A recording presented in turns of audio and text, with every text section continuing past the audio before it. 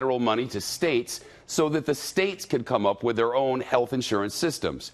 One of the bill's co-sponsors, the South Carolina Senator Lindsey Graham, says even though the vote is not happening this week, he's confident the plan sets the stage for eventually changing Obamacare.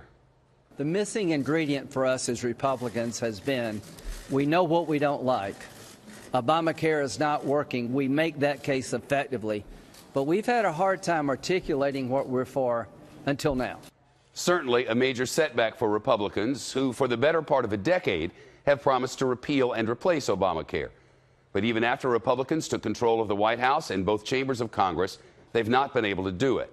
Hours before Senate Republicans called off the vote, President Trump blasted members of his own party who came out against the plan.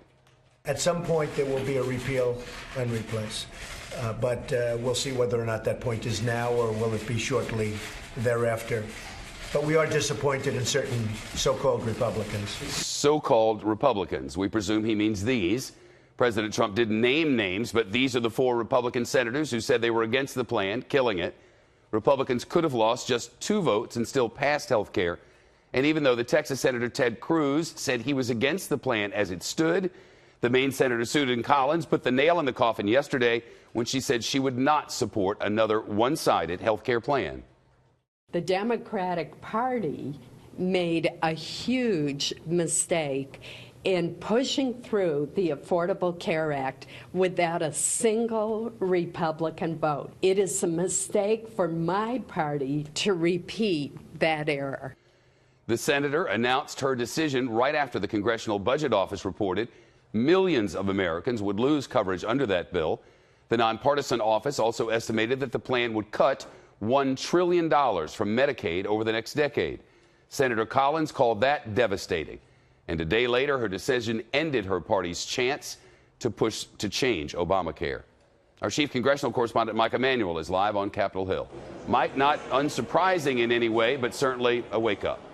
Yeah, Shep, the reality is they did not have the votes, and the sponsors of this bill did not want to put it on the Senate floor and have another high-profile health care vote failure. Senator Lindsey Graham, as you noted, is saying it is not over yet. He says they will get back to it after they do tax reform.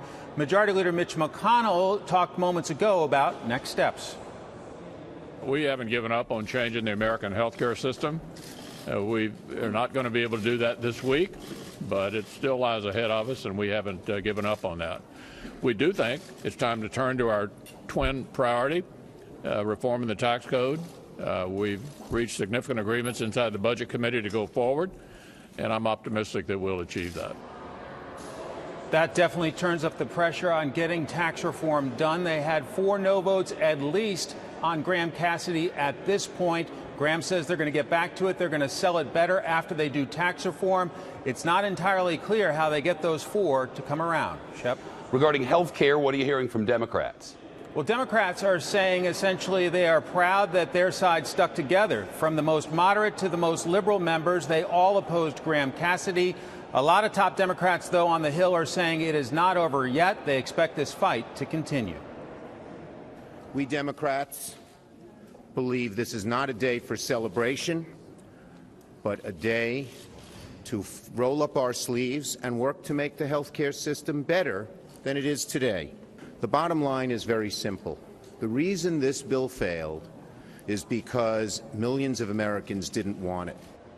Democrats are now calling for a return to the bipartisan talks headed by Senator Lamar Alexander, a Republican, and Patty Murray, a senator from Washington State, a Democrat. They were working on some bipartisan fixes of Obamacare, some things they could